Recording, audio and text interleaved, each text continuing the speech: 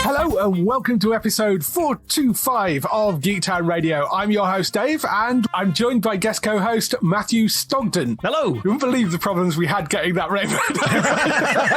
Right. It is memorable for that reason. Yes, wouldn't stick in my head. Lovely to have you on, Matthew. Thank you for agreeing to come on this week. And as you know, the reason that we've got some guest co-hosts on is because Gray, who is one of our regular co-hosts, is a teacher and also does examining work, so he is away signing mountains of exam papers and marking them.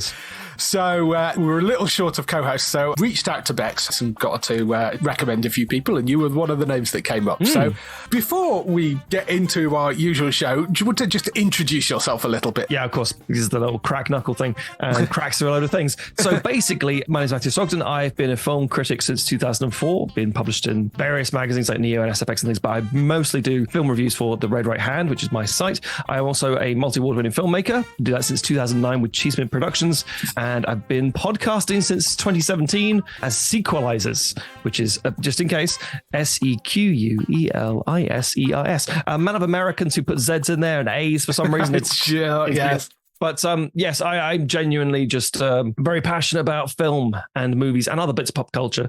In terms of where we are at the minute, just a bit of context, Sequelisers has been running since 2017, as we said, and we're in our, about to launch our 14th season. The whole premise is basically we take films that were very, very good and had terrible sequels. We break down why they didn't work, what went wrong, was it like a disaster in the background, some diva actor or whatever it happens to be, and then pitch new versions, like all the money in the world, all the time. We're going to release it in 2014 instead of 1998, that kind of thing.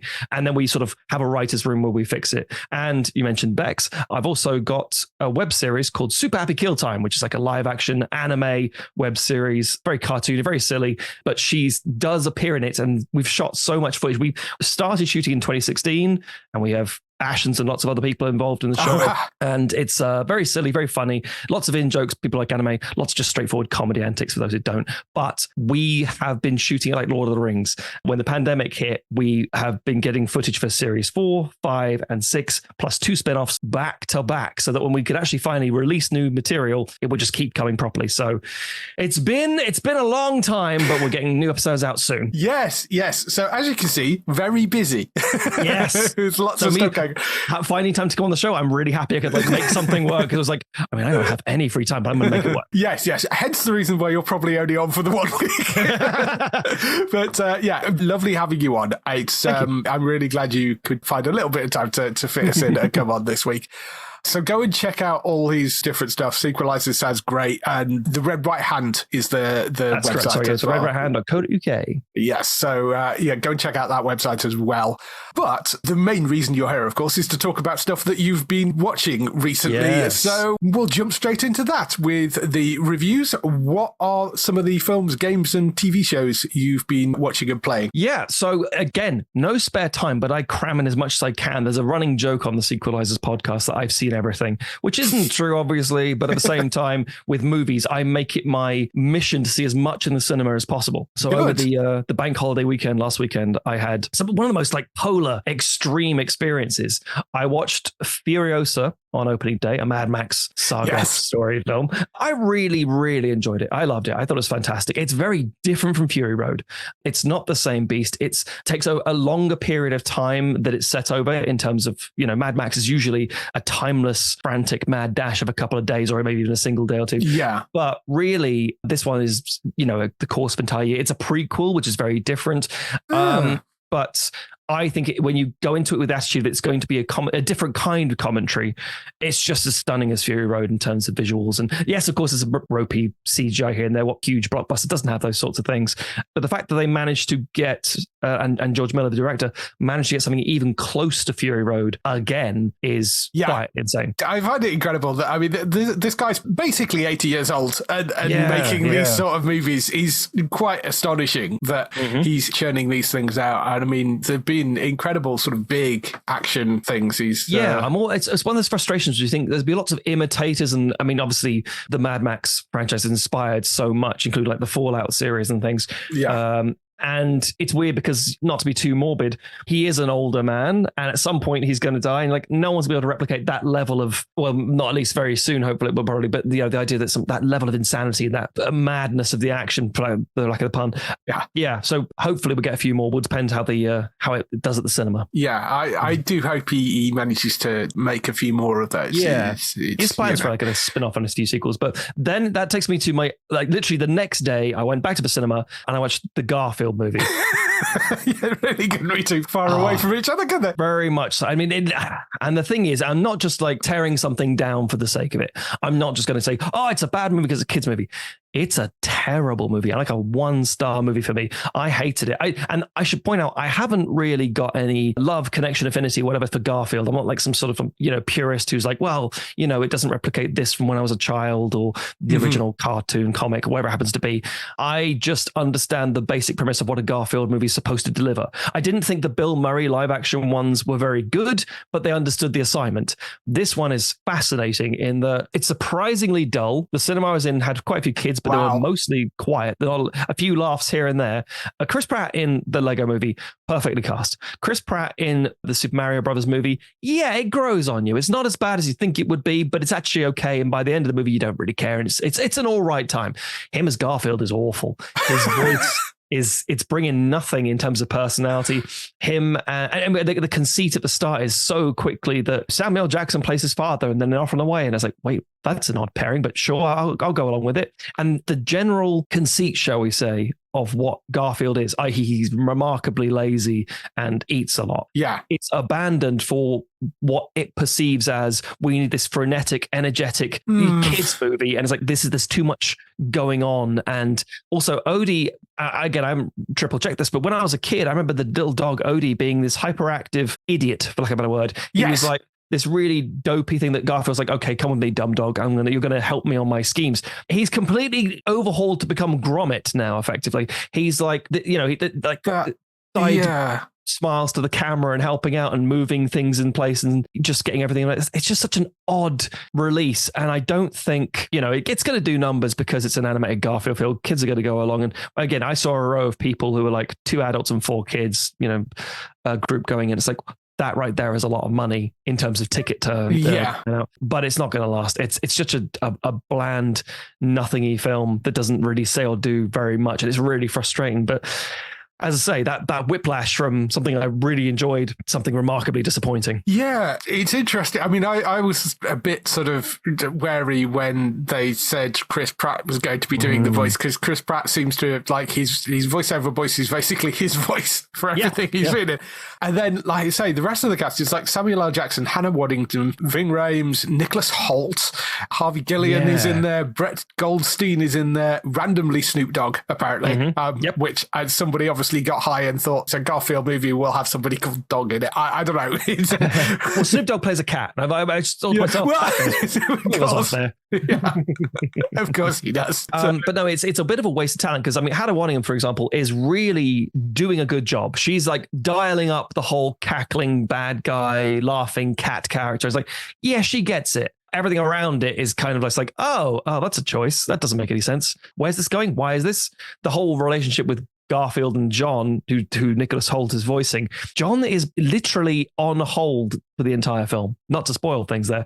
We're like terrified what happened. He's not really part of the film. It's like, that's a bit of a mishandling of Garfield, surely. But, for those who are expecting something Shakespearean, you're not going to get it, unfortunately. Interesting. Okay, so one to avoid, then there, probably. And pivoting from cinema to home release, one of my favorite movies of the year so far, Dune Part 2. Right, yes. That came out. I recently, for my 40th birthday, my wife bought me a 4K Blu-ray player, and I only have have 2 4K Blu-rays because I don't see the point of buying like tons of certain films that have been redone. I'm like, I already have a lot of it. I have a huge Blu-ray and DVD collection. I don't need to be rebuying everything at a great cost. But Dune is so beautiful and so stunning to look at. I can't not have this, the best edition of it, as it were. And I rewatched that when it came out literally last week. And stunning. Still love Dune 2. I still think Dune is one of those, it's divisive because it's a franchise that's based on a series of novels that are so bombastic, but they're so influential. Yeah. And it's a stunning film for me personally. And I'm happy to own it, basically. Yeah, it's one of those franchises that I've never really connected with. And I don't know why, because it is aggressively trying not to connect with people. It's like saying, here's what it's about. It's like, okay. And if you read the book, it's like, here's a ton of lore. And here's something about a garden. You're like, okay. It's like when you first read Lord of the Rings and you think to yourself, I'm going to love this adventure. And then you're stuck with Tom Bombadil for a while. You think, okay, this is losing me as a 9-year-old. I'm not really, where's the adventure happening? Why are we stranded here for a while? So you're not alone, because that's the thing. As much as I can say, I really appreciate it. Would I recommend it to everybody? No, I think it's an experience, but I don't know if everyone would get on with it because there are worms. It's giant worms. It's such a, it's a choice. It's funny you should mention Tom Bombadil there, because one of the things they've announced this week is that they've got Rory Kinnear cast as Tom Bombadil in Lord of the Rings: Rings of Power Season 2. And I was like, that is a choice as well. Because, I mean, like you say, in the book, he sort of talks about, in the press release, they're all like, beloved character. I have issues with that character. Irrationally, not due to the book, but due to the Lord of the Rings online video game. And the reason is that the character in the game used to give out quests, but the way they mapped him is he doesn't stay in one place. He runs between 2 spots. So you'd be in the middle of trying to talk to him and he'd run off somewhere else. And you're like, no, you little stay in one place. It's so infuriating. And I became so irritated by that character now. So completely irrational for like the rest of the franchise. But yes. No, I would love that if suddenly you're watching Rings of Power and go, you know what Kinnear's doing now? But where's he going? Just runs off. Yeah. Just for me. No. Hilarious. No. I say we'll probably bring up the Rory Kinnear stuff. I think Rory Kinnear's one of those things where it's like, it sounds like it's good casting because I think Kinnear's a good actor. But it's also like, I don't know what Tom Bombadil as a cinematic equivalent or a adaptation version would even feel like. So I have nothing to base it off other than what I read in the book, which was mostly just, a singing idiot. I don't care. Yeah, exactly. That's going to be an interesting one to see whether they've managed to actually cleave that into the Rings of Power plot, but let's see.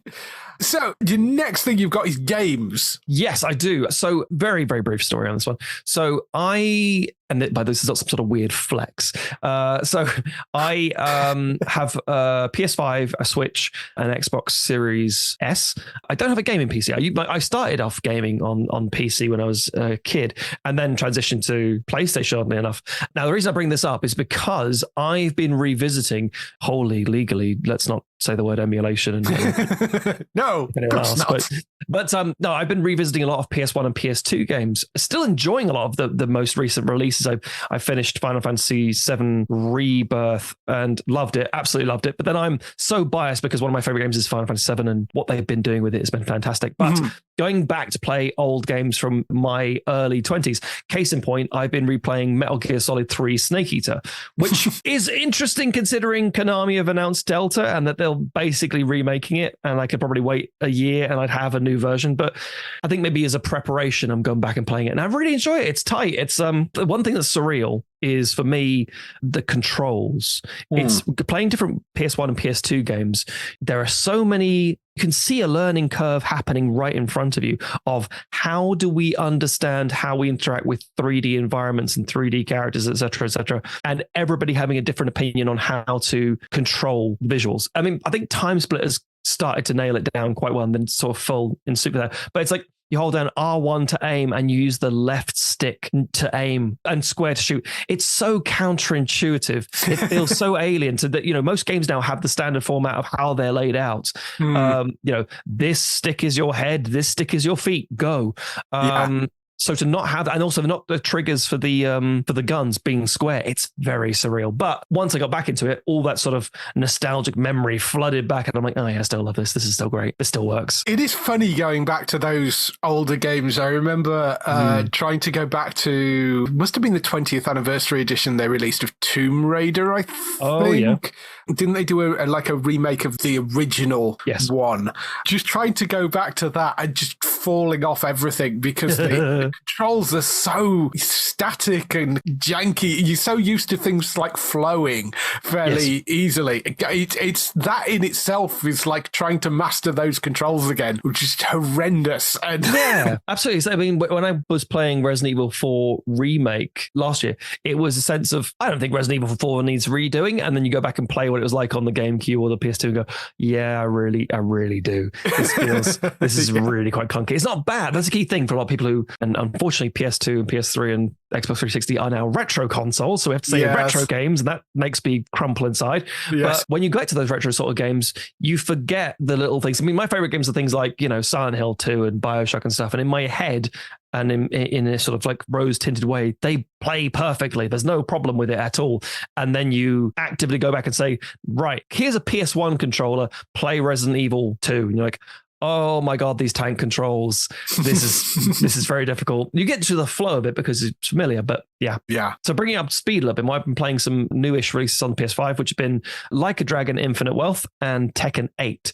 Love Tekken. Tekken 8 is fantastic. It's one of the best in the series, in my opinion. They've just made it so smooth. I like Tekken 7 a lot, but it's made so smooth and clean. The story mode is really engaging, so operatic, so over the top, so ridiculous.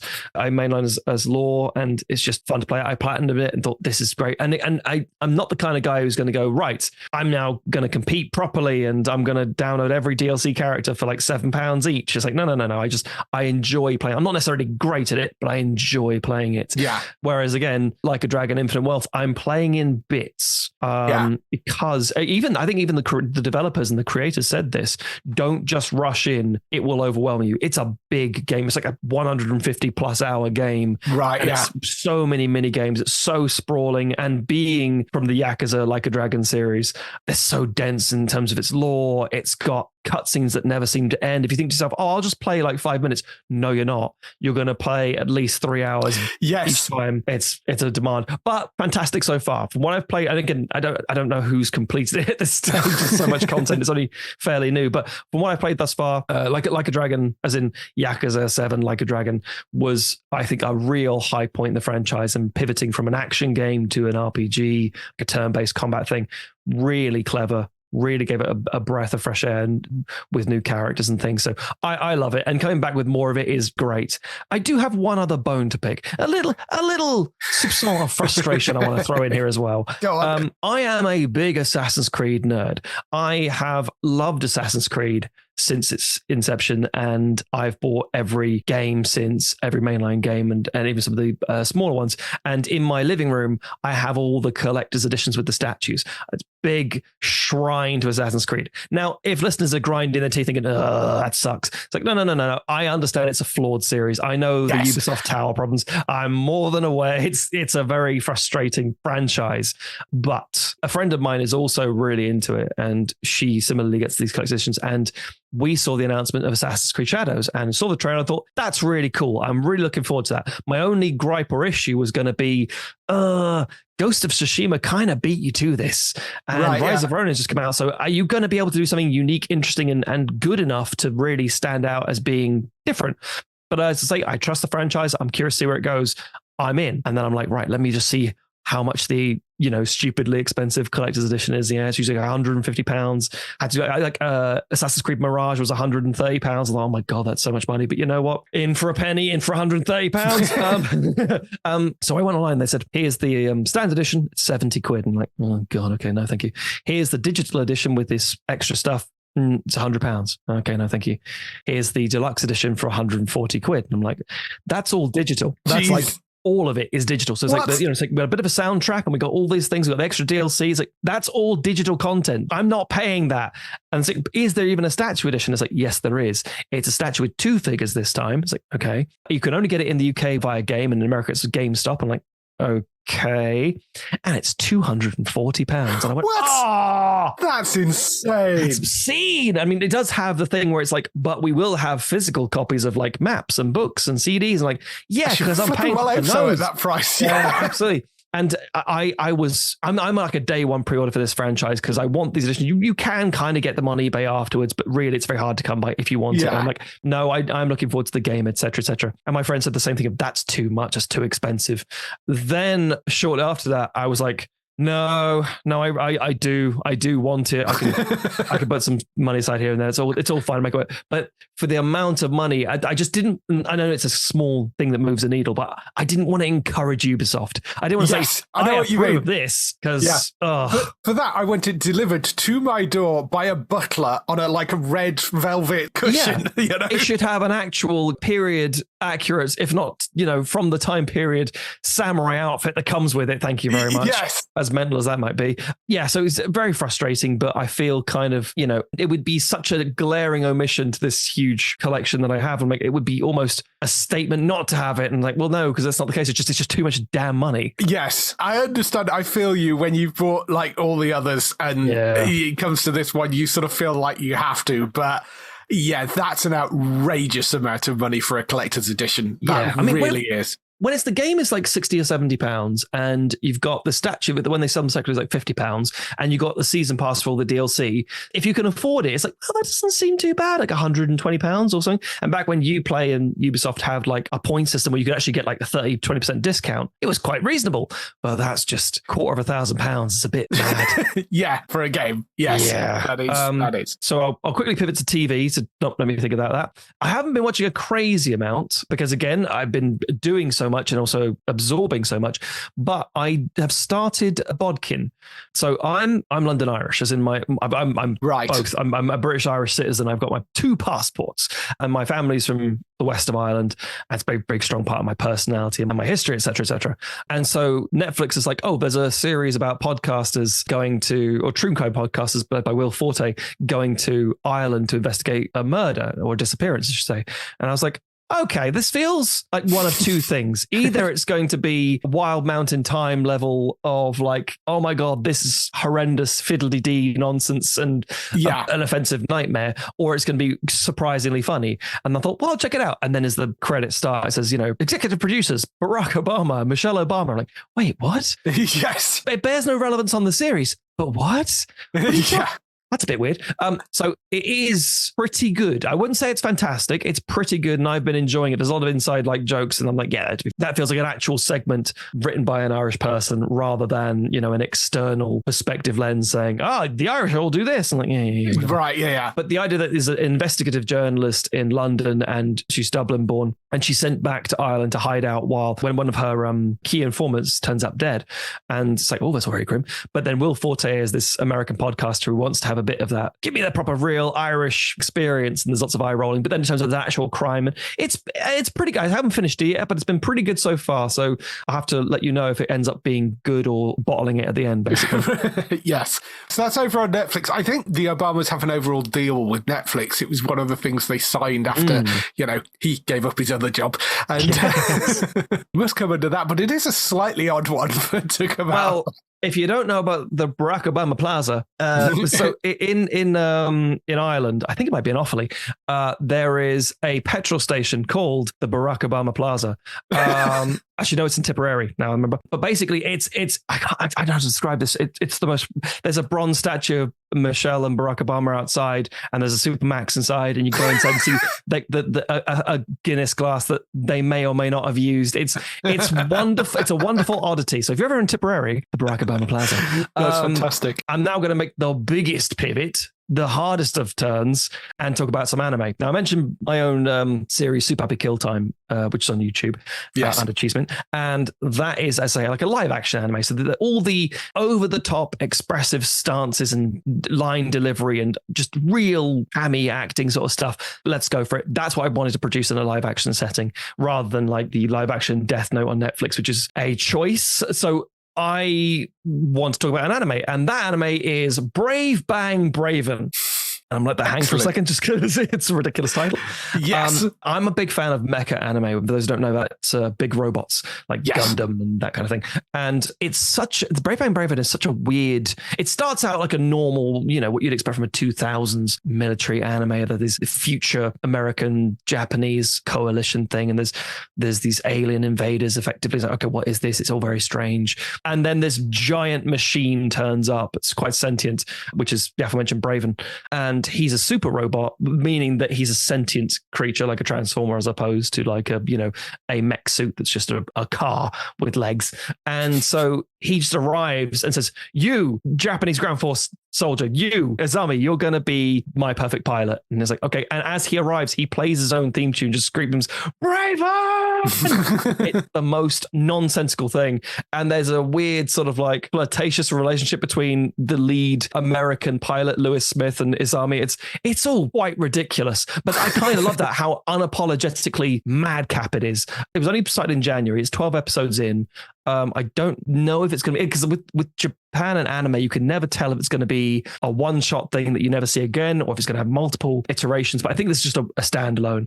And for 12 episodes of just sheer mad nonsense, it's kind of brilliant. I kind of love it. So that's currently on Crunchyroll. Yes.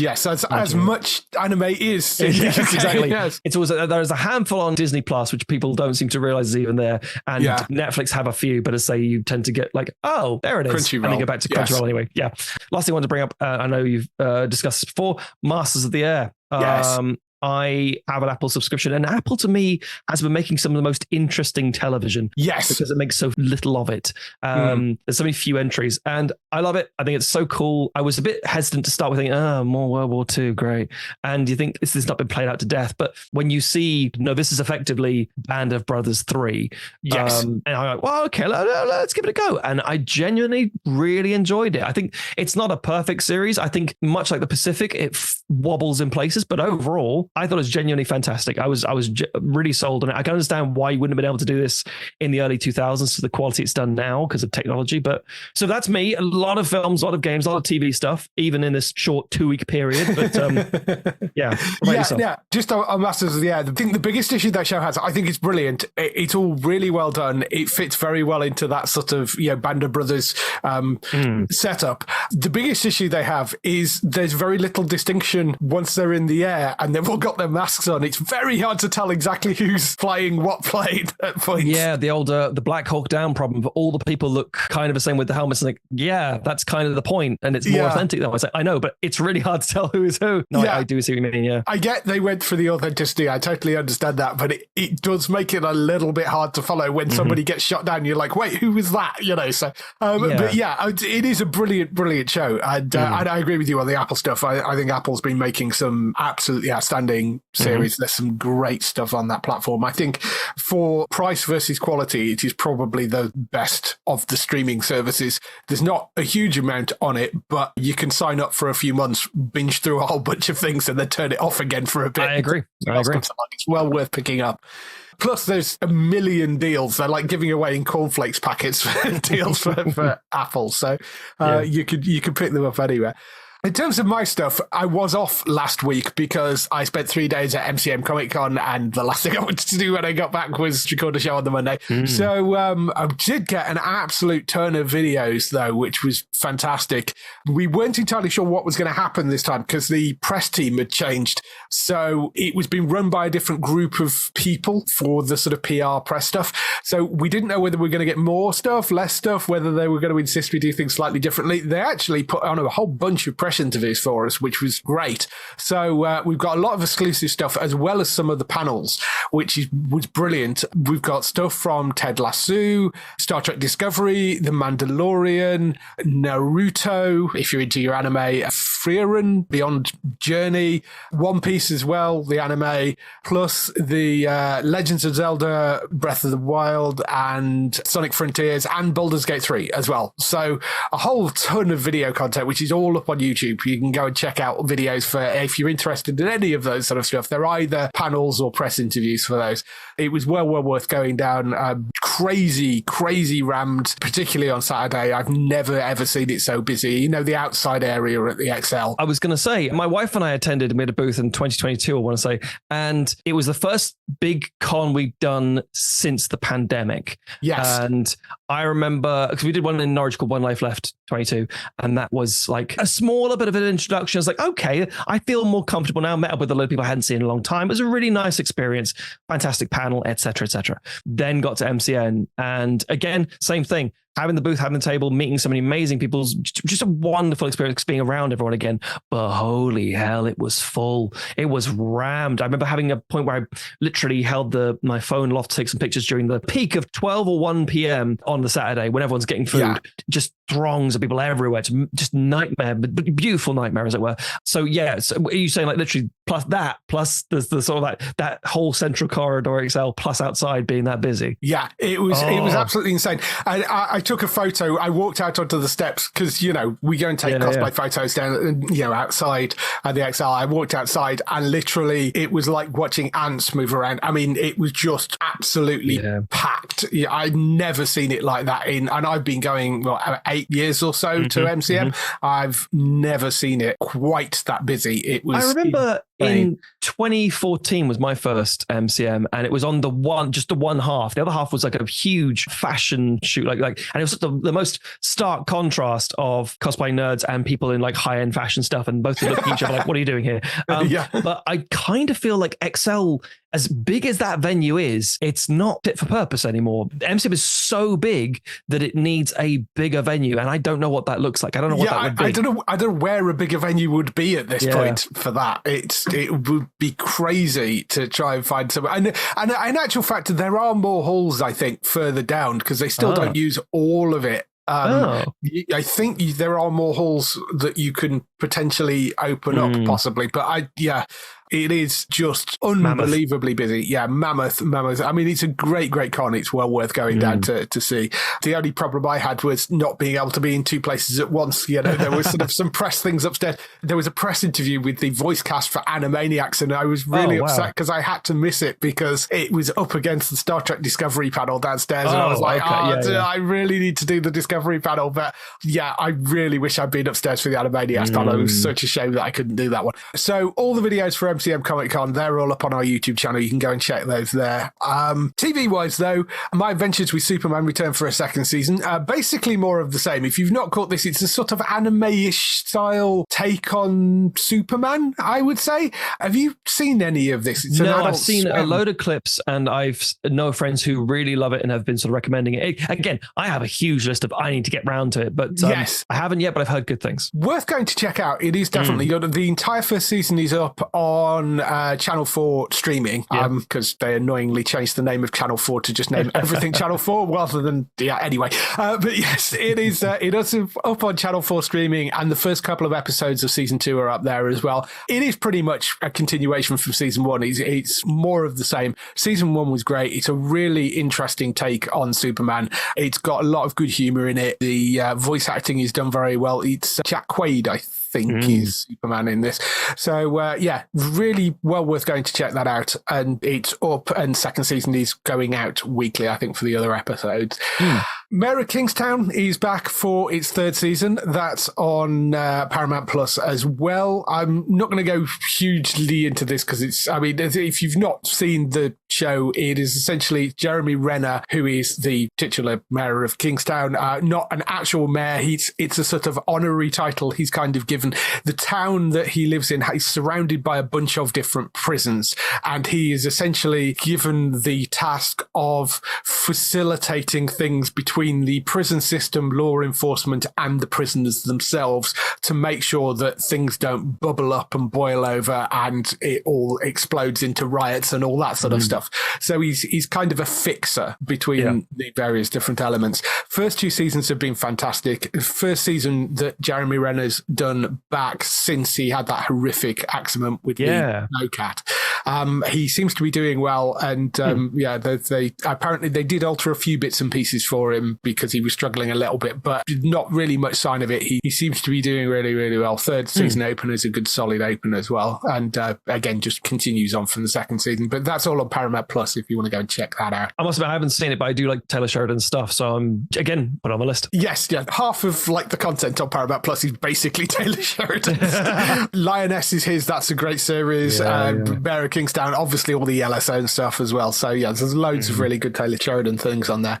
One of the other things that landed this week is The Walking Dead, The Ones Who Live, which is the Rick and Michonne series. As you long-time listeners will know, Matt and myself have been huge Walking Dead fans. We've been covering the main show up until that ended. We've been waiting for these to drop over here, and then Sky picked up everything. Well, not technically everything, but the 3 spin-offs and the main series. The other 2 spin-offs are coming later in the year, but the first one has gone up, which is The Ones Who Live. And I really enjoyed that. It's 6 episodes. It's Denai Guerrera and Andrew Lincoln back as Rick and Michonne. It's a nice sort of rounding off of that story, because Michonne disappeared off in the main show to go and search for Rick because she found out that he was still alive. Tells the story of them finding each other and coming back together, and also expands the CRM storyline, which is covered across a few different shows, World Beyond particularly, and it popped up in the final season of the main show as well, and it's popped up in a couple of the other bits and pieces. Really sort of covers what the CRM actually is and what the whole AB thing was about. You get a lot of reveals about that and get to see Andrew Lincoln back as Rick Grimes, which is never really a bad thing, I don't think.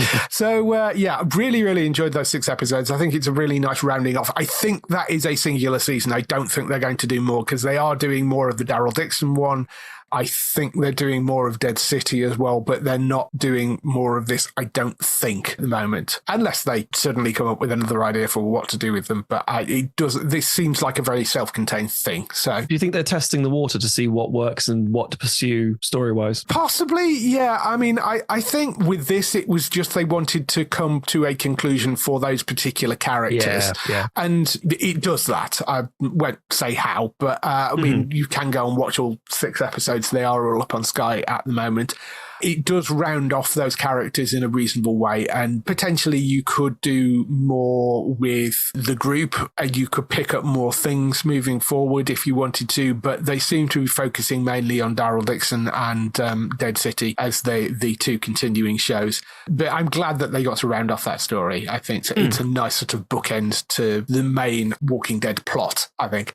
The other TV thing was, of course, Doctor Who, which has dropped, well, episodes 4 and 5 since we've been back. And they've been 2 of the strongest episodes, I think, of the season so far. We had the Stephen Moffat episode, which was called Boom, which was episode 3. Then episode 4 was called 73 Yards, and episode 5 was called Dot and Bubble. Both Dr. Light episodes, because they were actually both the first episodes to be shot. So 73 Yards was Millie's first episode ever, which, I mean, that's quite daunting. Not only are you joining a new show having only ever been a part of an ensemble on Coronation Street, you're dumped in the new show and told, oh, by the way, Shooty's not going to be around for most of this episode. It's all on you. And she knocks it out of the park with that episode. That's really good. And Dot and Bubble, again, was another, in the same way of the, I can't remember the name of it, the Weeping Angels episode, in the same way, that sort of thing of it being a Dr. Light episode, because Shooty was tied up filming Sex Education at the time. So both really solid, though. Really, really good. Dot and Bubble particularly is very Black Mirror. I mean, very, very Black Mirror.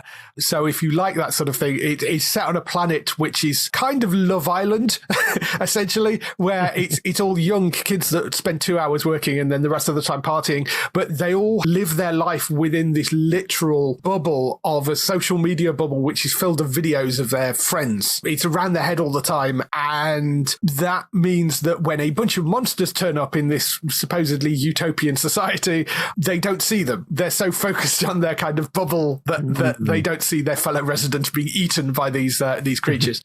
Absolutely brilliant ending. It's a masterful bit of writing by Russell T Davies. It's very, very clever. And I mean, Doctor Who with this new season, yes, the first couple of episodes were a little silly, but 3, 4 and 5, I think, have been really very, very solid.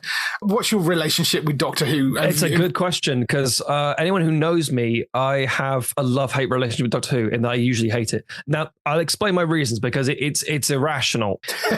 I was born in 1984, which means I was at the tail end of all like the Sylvester McCoy stuff, and it didn't really gel with me because I just didn't have the right age for it. Yeah. And then, for lack of a better word, my doctor was Paul McGann. Yeah. And then by the time the Eccleston stuff came out, I felt like it aged out, and I was like, no, I'm not really interested.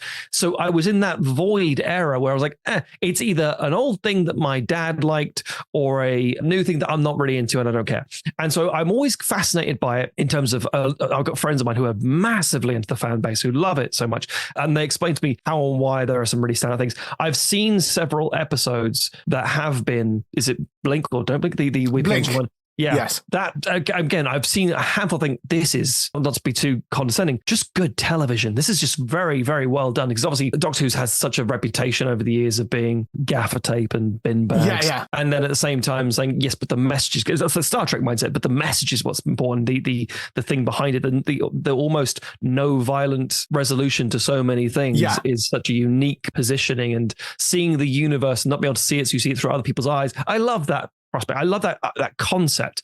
And whenever a new Doctor signs on, I'm very much drawn into the debates. I'm very much drawn into who, how, where, why. There's a famous, I'm sure you're aware, but it's this diagram, which is a circle from, oh my God, I can't believe this person's leaving, to this new person is terrible, I can't stand them, to, okay, maybe they're all right, there's some interesting stuff here, to, oh, I think I love them now. Wait, no, they're leaving. And it just constantly goes that loop. Yeah. They didn't have time to do what they needed to do. But I've seen, I think it's on TikTok and YouTube and a few things, so many clips of Dot and Bubble and Ncuti Gatwa just being incredibly strong as a performer. And I do love this episode feels significant thing, whereas like anybody who isn't really in the franchise or doesn't really care about it too much, like myself, I'm quite adjacent to it, thinking, I think I need to watch this episode. That's when you know you've done something. And that's not to dispel on other stuff and be like, oh, well, it's always like this. It's always fun. It's like, yeah, I know. But sometimes just looping other people in can feel like a moment. Fair weather fans.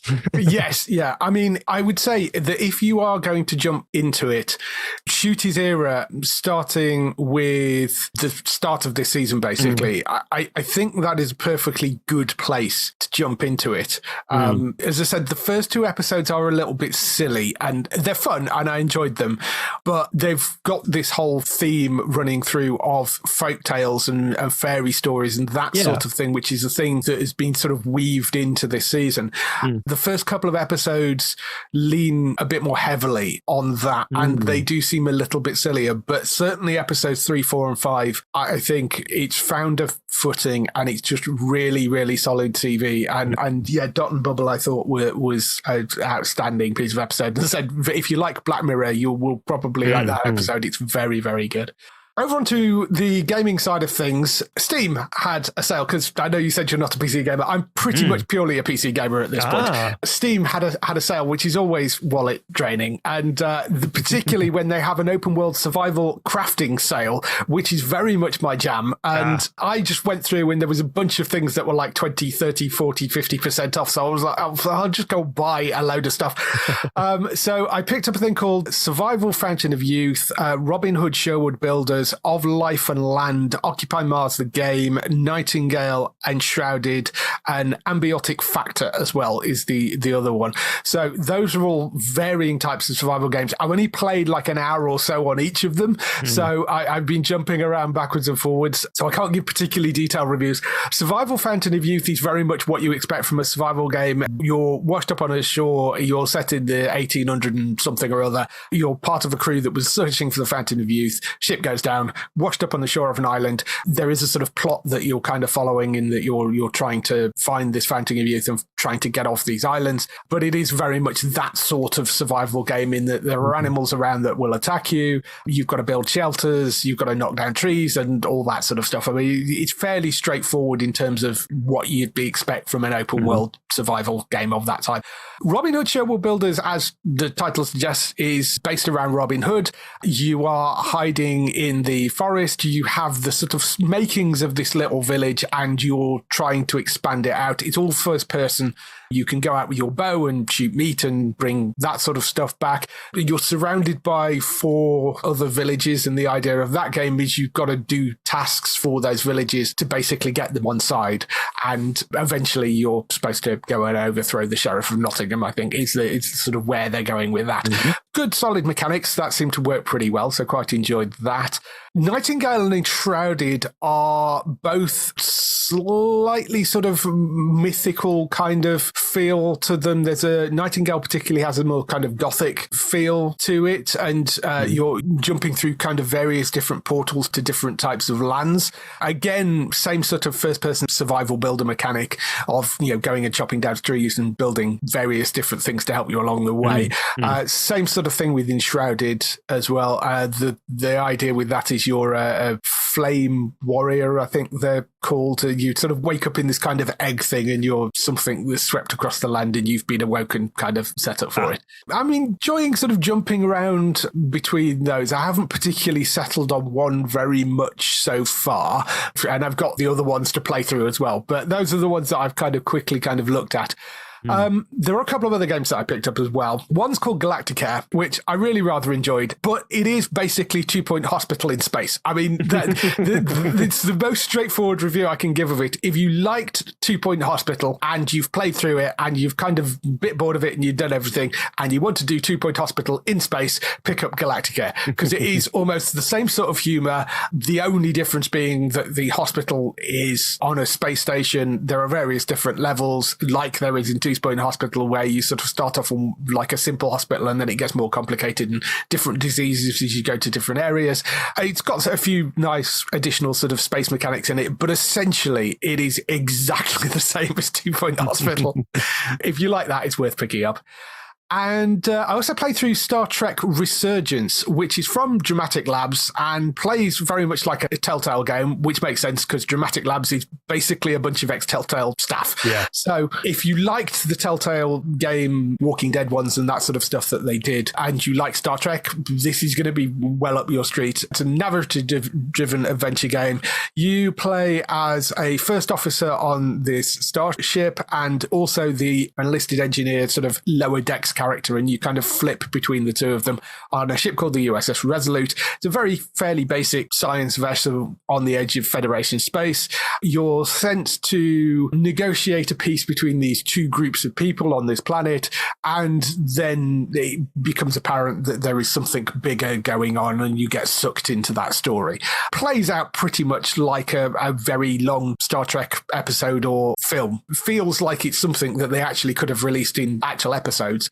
Solid story, very enjoyable. It was, I think, 20 quid or something when I picked it up, so, you know, it didn't cost an awful lot of money. It's probably about a 10-hour playthrough, so it's not particularly long overall, but yeah, enjoyable enough. If you like Star Trek and you like those Telltale games, Star Trek Resurgence is certainly one that's worth going to pick up. I've actually played this one as well. I picked it up on a sale. I think it was like down to 15 quid at the time, and yeah, I just mirror exactly what you said. I'm a massive Trek fan, and I really enjoyed it for the fact that it kind of got the tone right. But at the same time, the things I enjoyed about it might put some people off because it was very Trek. And as you say perfectly, it's like a Star Trek episode, meaning, you know, the personal dynamics and relationships and the nods to other cameos and characters and things. I just think it was quite well. It's a nicely handled thing. Now, do I think it's a really memorable standout thing that I'll be talking about in years to come? No, but I think as a fairly cost-effective, interesting title that I had a lot of fun with and just enjoyed the story unfolding. It's just like a Telltale game. Yeah, I think it's for what it is and for what its price is. I think it's a solid little journey. Yeah, absolutely. So yes, Star Trek Resurgence, you can go and pick it up on various platforms. I would guess at this point, but yeah, it's worth going to check out. So that's all the stuff we've been doing this week. Let's move on to some TV and film news.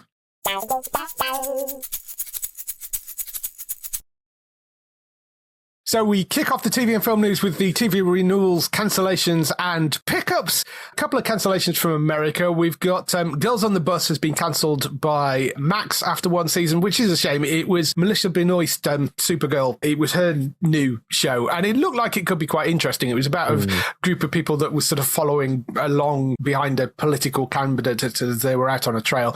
Didn't find an audience by the sounds of it on Max, and they've canned it after one season, which is a shame. So you never know. Somebody might pick it up over here as a filler, possibly, but that has gone. Still Up has been axed by Apple after one season. I didn't see this. I know Matt quite enjoyed it, where he was saying when he was on. Rare for Apple to actually cancel anything after one season. Yeah. So really must not have done particularly well for them, unfortunately. A couple of cancellations on Amazon Freevee. High School cancelled after one season, and Primo cancelled, I think, after one season as well. So they've both gone. And the big cancellation this week, not that it's actually aired over here, but I know there are fans that have acquired it in various ways in the UK because it's got Jared Padalecki in it from Supernatural. Walker has been cancelled after 4 seasons. We said this was probably going to happen. The issue with it is that because of the strange way that the CW is financed for these shows, which are holdovers from before it was sold, the new owners kind of acquired these series, but they can't get the financial modelling to work to make it worthwhile them keeping it around. I did wonder whether CBS might step in and pick this up, but it doesn't look like they're going to. And we know CBS are also having a few financial issues, and they also don't really have any space to actually air it on CBS. I mean, there's a lot of things going on with that at the moment. So unfortunately, I think it may be done unless somebody else steps in to pick it up, but that's gone after 4 seasons. On the renewal side of things, Hacks has been renewed for a 4th season by Max, so they are bringing that back. Still waiting on season 3 over here. It's probably going to drop on Prime Video sometime over the summer, but I'm not sure when yet. Have you caught any of that? Hacks? No, I'm aware of it, and I know that Gene Smart's supposed to be phenomenal in it, etc., but I haven't checked out. Again, I only hear good things. Yes, it is a phenomenal series. So yes, well worth watching Hacks if you've not caught it. First 2 seasons are up on Prime Video, 3rd season coming later this year, as far as we're aware. They've just announced today All American has been renewed at CW, so they have managed to bring that back, although I believe one of the reasons for that is I think they're basically getting rid of all the cast and bringing a new cast in, because the plot line for the lead actor has kind of ended. It's an American college football drama. And it's like 5-6 seasons of it now. I feel like it's been going quite a while. Yeah, it has been going for a while. I think it's 5 seasons, but the lead actor has basically got to the point where he's either going to go off and be a proper American football star or so they've basically got to that point, which means that they can sort of sweep away a lot of the original cast and bring more people in. So they're keeping that around. They've also renewed Wildcards, which again hasn't landed here, but that's CW and CBC, the Canadian broadcaster. That's a co-production by them, so that is coming back. Drops of God has been renewed by Apple. This is a French-Japanese drama adaptation of the manga series, apparently. This is completely passed me by. I don't know whether you're aware of the I'm aware manga. of it again. I haven't seen the list, but I thought it was a line-up, but it must have been a manga, yeah. Again, another one that I've only heard really, really good things about, perpetuating the idea that Apple don't tend to miss much. Yeah, that is coming back. So that's Drops of God. Shane Gillis comedy series Tires, which is literally, I think, launched last week on Netflix, has got an early season 2 renewal, so they're bringing that back. There is a show called Maxton Hall, The World Between Us, which has been renewed for season 2 on Prime Video. This is available in the UK. It's actually German. It's a YA series, but it's about a British boarding school. Okay, interesting. Interesting collection of things. That will be coming back for a 2nd season, so if you caught that, it's there. And onto UK broadcasters. UK TV has renewed the Marlowe Murder Club for a 2nd season, so that will be coming back. And the BBC has renewed 2 of its sitcoms. The Power of Parker is back for a 2nd season, and the 14th season of Not Going Out as well. So both of those sitcoms will be coming back for new shows.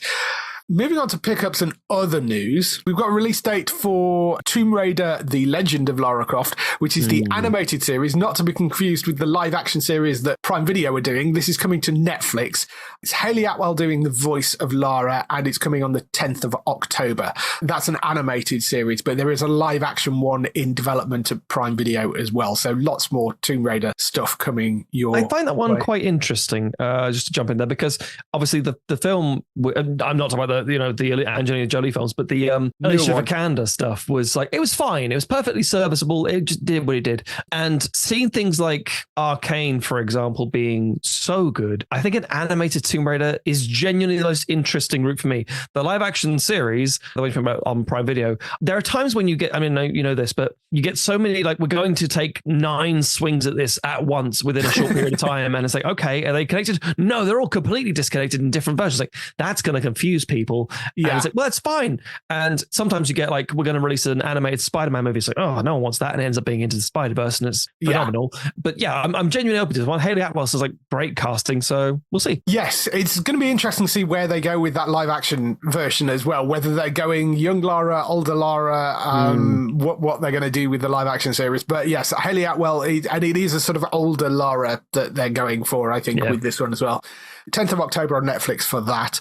Sky has picked up the rights to DC's The Penguin series, which is Colin Farrell reprising his role from the Batman movie. Autumn 2024 for that. It's going to be simulcast with the USA as well, so like they do with a number of other things. So it'll be a Sky Atlantic series. So that's good news.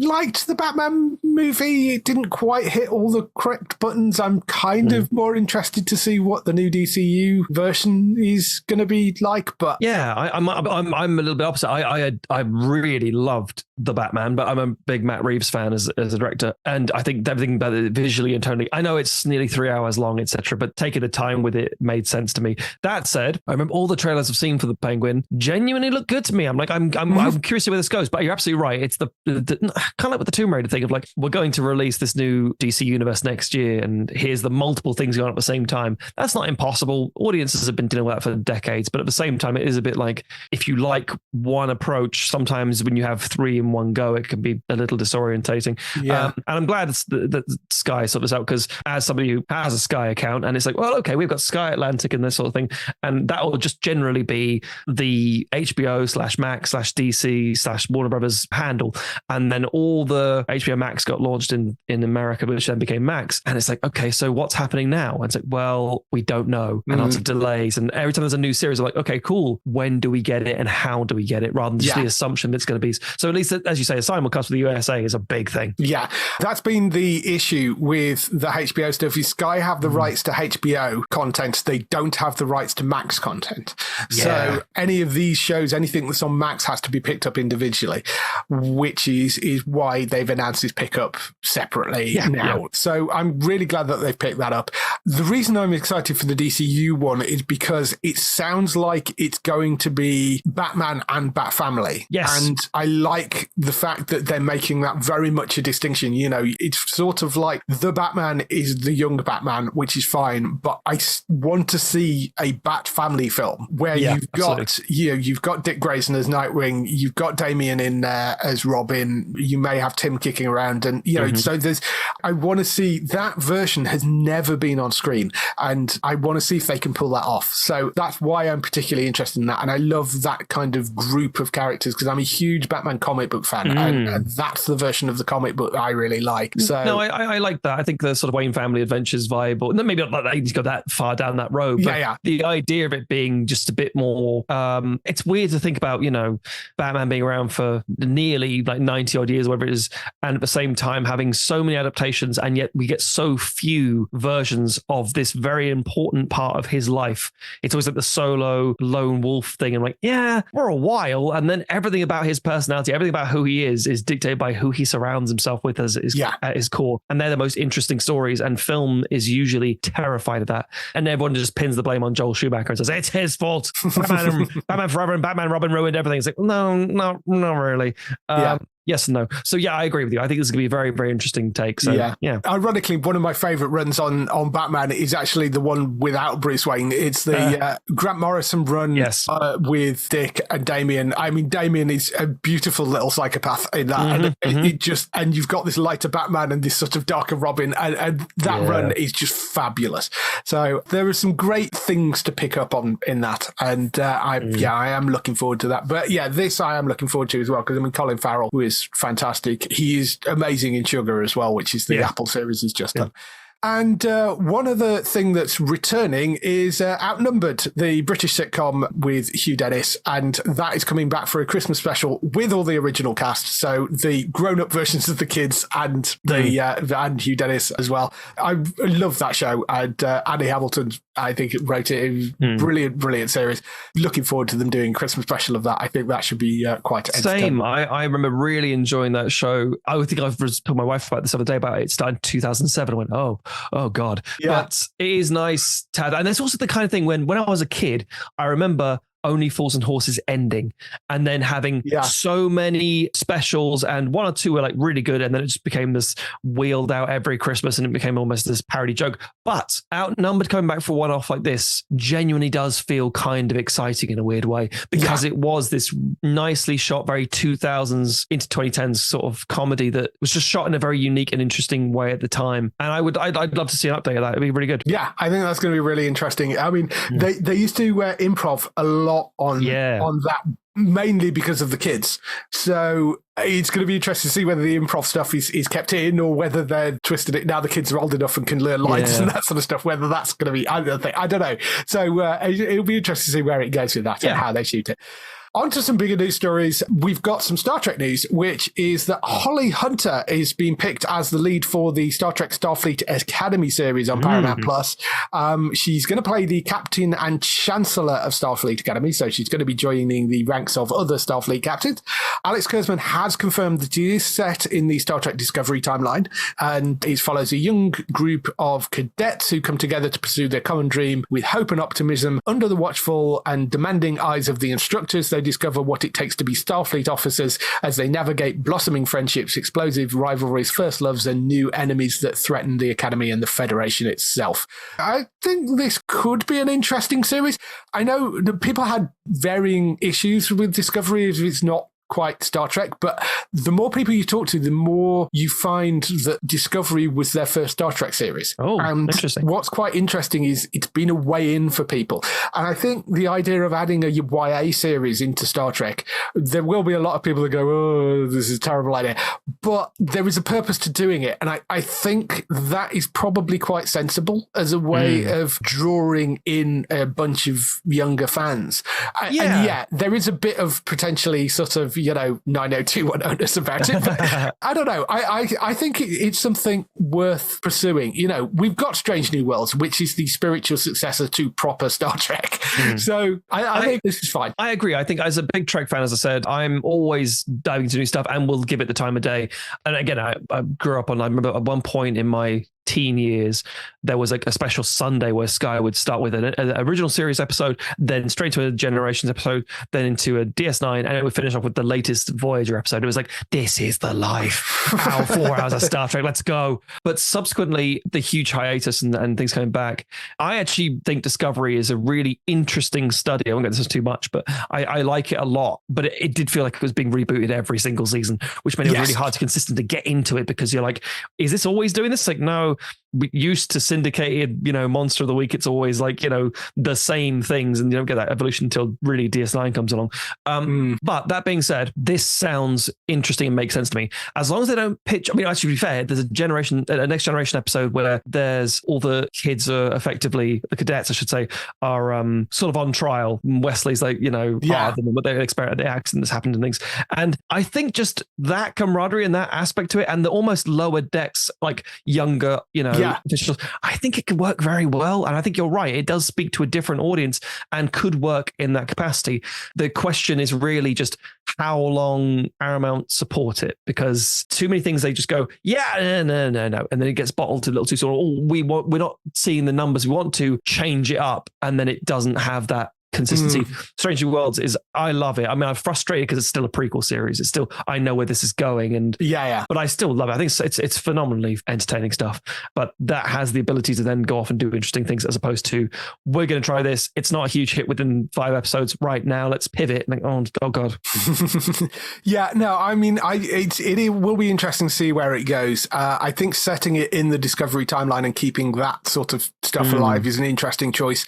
The purpose for that was the fact that he said, they had talked about, do they set it in next gen timeline? The problem is you set it in the next gen time period and everything's sort of okay, There's not really a big problem. It gives them a lot more freedom to play around with stuff by moving it into the Discovery timeline, and it's a bit more sort of open frontier because it's the first time the Academy's been opened really in sort of 100 years, and there's a lot more that they can do with it. So I get why they decided to go down that route, but there's nothing worse than knowing that there's another story happening just over there that's more interesting, because it's like, well, I know what's happening in this timeline, as opposed to, this is a fresh start, everything we're experiencing now is new, let's just go along with this, and then you just sort of buy in and say, right, well, where's this going to take me, rather than where are my cameos at, that kind of thing. Yeah So I think that's going to be an interesting one. We don't know when that's going to land. It's a little while off yet, but that will be coming at some point.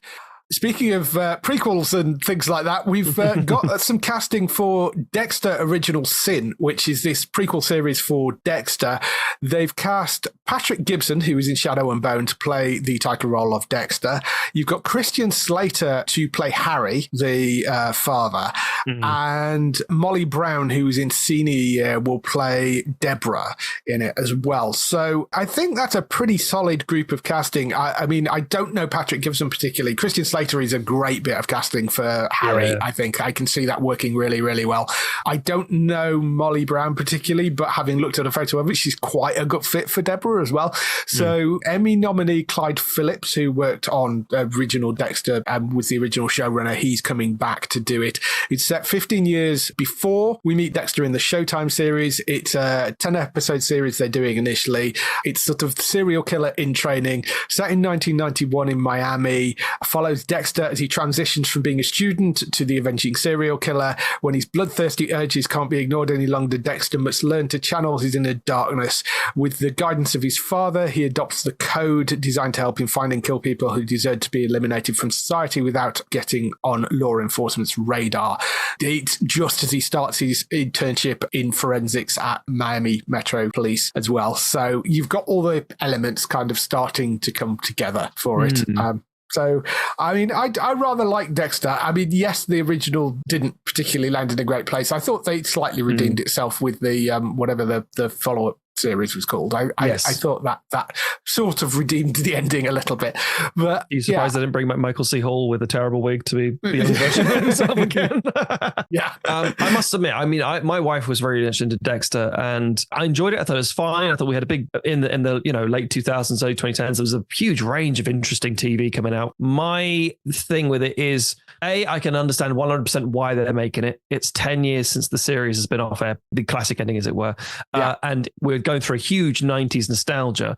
But again, it's the prequel side of it. The story could be very interesting, but we know whatever suspense they're going to drum up isn't going to be that, impactful, because it's like all prequels, we know where it goes. We know that he's not going to get caught at any point, or if it is, it's going to be very minor, and that suspense gets robbed very quickly. So again, I'm very curious, and if people are interested to see this come back, I'd be curious to see where it goes, but I don't know if I'll be running to get to the gates. Yes, very true. With the prequel idea of this is you do have that issue of where it's going. So next one we have, I wasn't even aware they were making this until this story popped up. Nicholas Galzine has been cast as He-Man in a Masters of the Universe live action film they're apparently making for Amazon. Nicholas Galzine, he's been in a few different things. He was in Idea of You, Red, White and Royal Blue. He popped up in Cinderella, Mary and George, which was the Sky series he was on most recently as well. So he's been in a number of different things, but I mean, he doesn't look big enough to be He-Man, I have to say at the moment. So presumably he's doing quite a bit of working out for this. I think they just literally saw his jawline and said, that'll do.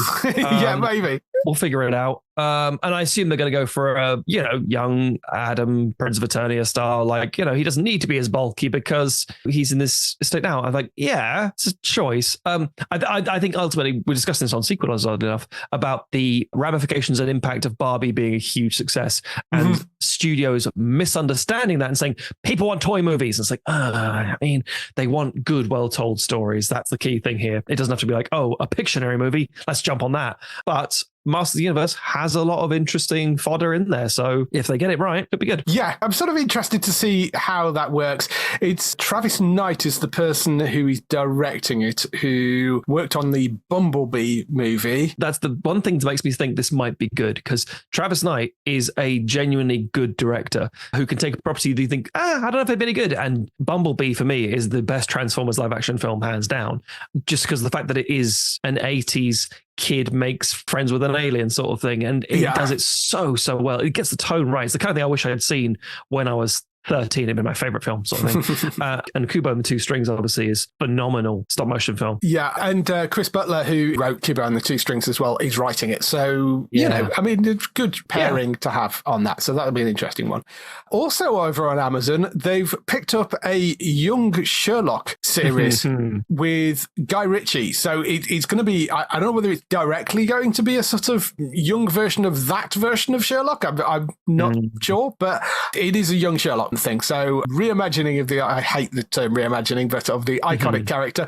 Age 19, Sherlock Holmes is disgraced, raw, unfiltered and uninformed when he finds himself caught up in a murder mystery at Oxford University which threatens his freedom.